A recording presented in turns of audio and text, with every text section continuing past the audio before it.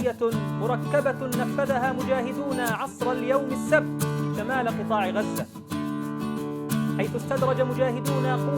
Sayap bersenjata Hamas mengklaim bahwa para pejuangnya melakukan penyergapan pada hari Sabtu terhadap pasukan Israel di jalur Gaza Utara, menyebabkan semua anggota pasukan ini terbunuh, terluka, atau ditangkap, kata sayap militer Gerakan Palestina dalam sebuah pernyataan audio.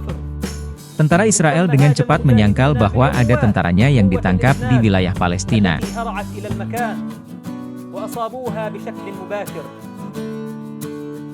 تم انسحب مجاهدون بعد تفجير النفق المستخدم في هذه العملية بعد أن أوقعوا جميع أفراد هذه القوة بين قتيل وجريح وأسير واستولوا على العتاد العسكري لها.